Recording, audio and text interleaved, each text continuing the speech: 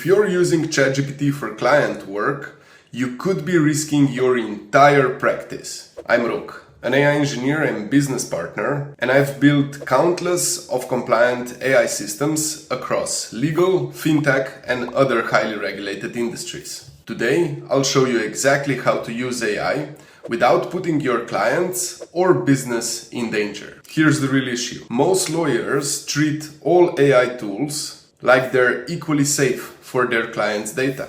And that's just not true. There are actually three very different levels of privacy and protection, and the difference could save or destroy your practice. Let me show you exactly what I mean. So let's start with what most lawyers are using today, the ChatGPT web application. Watch what happens when I type in the actual client information. Let's say that we have some more personally identifiable information here, as we would in the real world, and we click enter. Now, the moment that I hit enter, this data is actually being sent to the servers in the United States. Now, here's what their policy actually says. And let's check where are they storing our information and what do they do with it.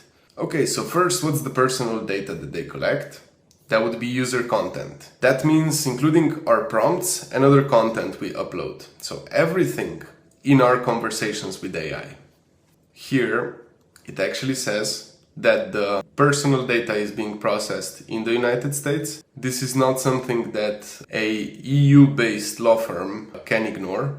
And here we can see that they're using our personal data to develop their services and to conduct research. For example, to develop new features and who knows what else. The translation here, your client's confidential information just became the training data for commercial AI, and if you're in EU, you've likely just violated the GDPR. So this here is privacy level 1, zero control and maximum risk. Now let's look at OpenAI's API. If you're wondering what is this, when we're building LLM applications or the applications that are connecting with AI that talks back to us or processes images or voice, we integrate with those models through APIs. You can think of them as gateways to be able to communicate with AI and integrate it in our existing workflows. So many agencies think that OpenAI's API is a very safe option. Here we have an example code snippet, and this is how it looks under the hood. So as you can see, we're making a call. We're integrating with OpenAI's API here. We're choosing the model GPT 4.1 and we're sending it some client data here. Now, what happens when we send that prompt? So according to OpenAI's services agreement, which applies to OpenAI's API, if we look under customer content, we'll see OpenAI's obligations.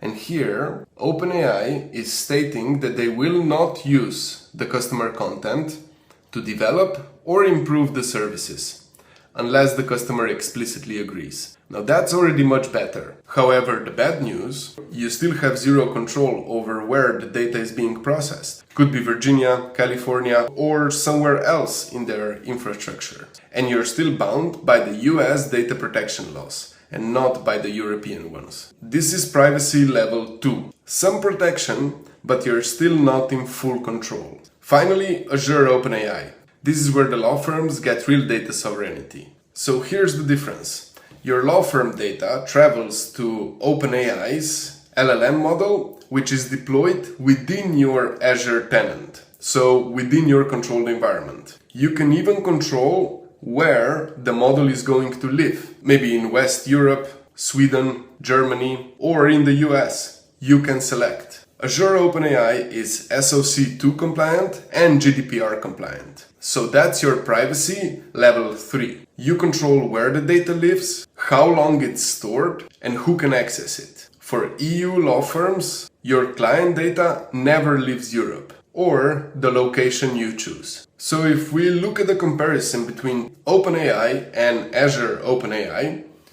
the choice is obvious, but most law firms, they don't even know that this option exists. If this makes you worried, and if you want me to audit your AI setup for free, click the link in the description below. Let's move from theory to action. Let me show you step by step how to deploy Azure OpenAI with full EU data residency so you can guarantee compliance to your clients and not just talk about it. So we're already logged into Azure dashboard and we're going to create a new resource. We're going to select Azure AI Foundry, create a resource, and select our subscription. We're going to create a new resource group for the purpose of this demo. Let's call it Law Firm. And for the name, you can do anything. Let's call it Law Firm EU AI. And as you can see, we can select the location ourselves. For this resource, let's pretend that we're an EU law firm and select Germany West Central. We're going to call this project Law Project. Next. If we would be deploying this in production, we should select second or the third option. As we're going to only do the demo, we're going to select this least safe option. However, it's still very much enterprise secure. The identity type, we're going to let it be system assigned. Again, in production, we would click this one.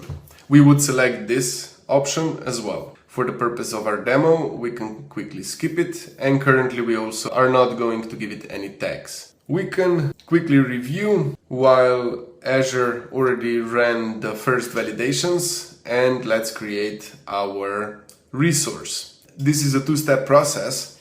As our resource is being created, we're going to also use this to deploy the actual AI model. Nice, deployment succeeded.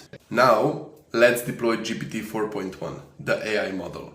If you care about compliance, keep on watching. Let's go to the resource we just created and let's go to Azure AI Foundry portal. Now here, let's go to models and endpoints all the way at the bottom and let's deploy a model. We don't have any fine-tuned models yet and I wouldn't recommend starting with those. Let's start with the base models. Now, GPT 4.1 is OpenAI's latest flagship model. So we're going to use the chat completion version of this model. We're going to confirm. As for the deployment type, for now we're just going to select global standard and we're going to create resource and deploy. Okay, seems our deployment is created. Let's go and make sure it's successful indeed.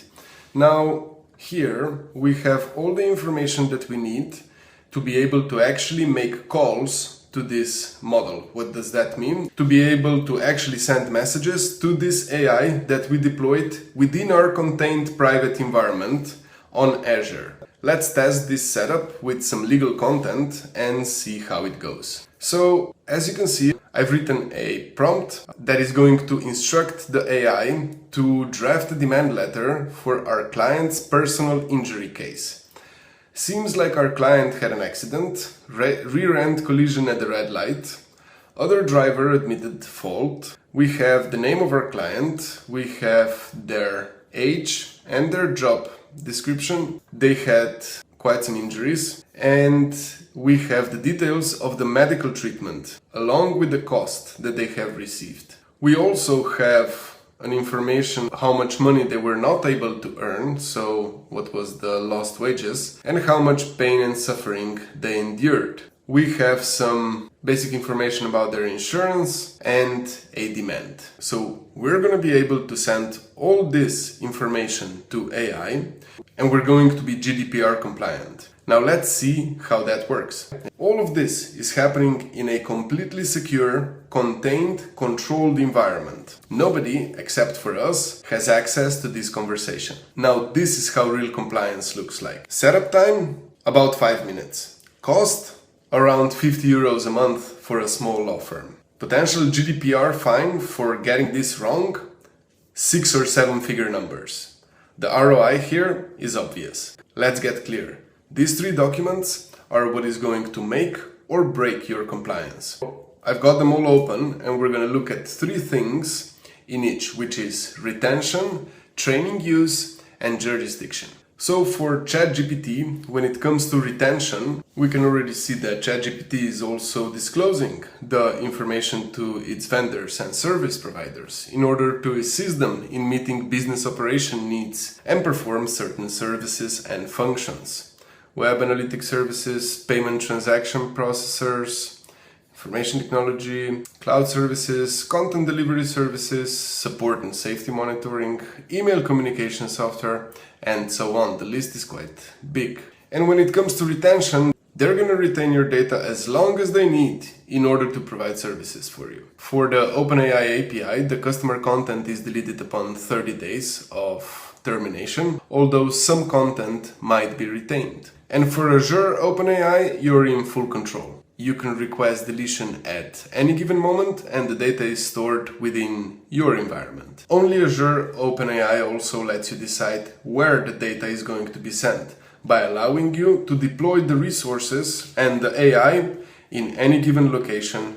Let's talk about training. With ChatGPT, as we've seen in the beginning of the video, the data is being used to train the models, to improve their services and products, and to conduct research. They're also sharing this data with third-party providers, which we don't know who they are and what they're doing with our data. With OpenAI API, they are explicitly stating that they are not using the data to train their models and they're not using it to improve their services or products. With Azure OpenAI, that is not happening.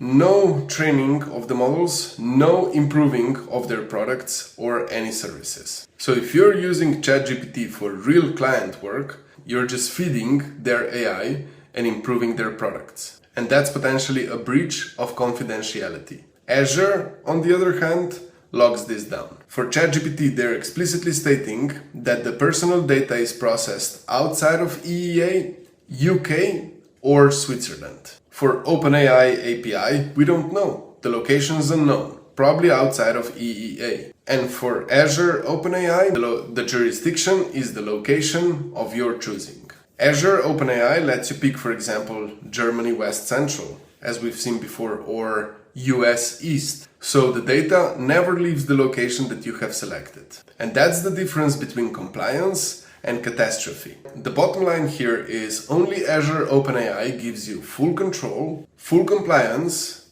and the audit trail that you need to keep your practice safe. The other two, you're just rolling the dice with your client's trust and with your license. Let's equip you with something powerful. 5 questions you need to ask your AI vendors. The first one is, where will our data be stored and processed? Demand a specific region. Ideally, it should be in your jurisdiction. Second, can you guarantee that the data never leaves our jurisdiction?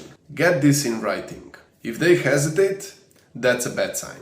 The third question, what's your data retention policy? You want a delete on demand option or the worst case scenario, at least 30-day retention or at worst 30-day max. Question number 4. Do you use our clients' data to train your models or improve your products? Anything but a hard no is a liability risk. And question number 5, can you provide a data processing agreement and audit logs? GDPR requires both, no exceptions. Some of the red flags that should be instant disqualifiers are: we process the data in the US for performance reasons. Don't worry, training data usage is also covered in our terms. And we don't provide the audit logs. If you hear any of this should be the sign to look deeper. Your license and client trust are worth more. So your next step should be downloading those questions, sending them to your AI vendors, check online for written documentation, don't just take the verbal assurances, and share this video with your compliance officer or your legal team. Look, here's the reality. If you're a law firm and you're still using public AI tools, you're exposed. Period. One wrong move and you're looking at a compliance nightmare, or worse, risking your license. That's why I'm offering a free AI audit exclusively for law firms. I'll personally review your current AI setup, I'll flag your biggest compliance risks, and I'll give you a clear, actionable roadmap to protect your clients and your reputation. No sales or any of this nonsense. Just an AI audit from an AI engineer that actually understands the compliance risk. Now hit the link in the description, book your free AI audit, and get ahead of this before the regulators get ahead of you. See you in the next one.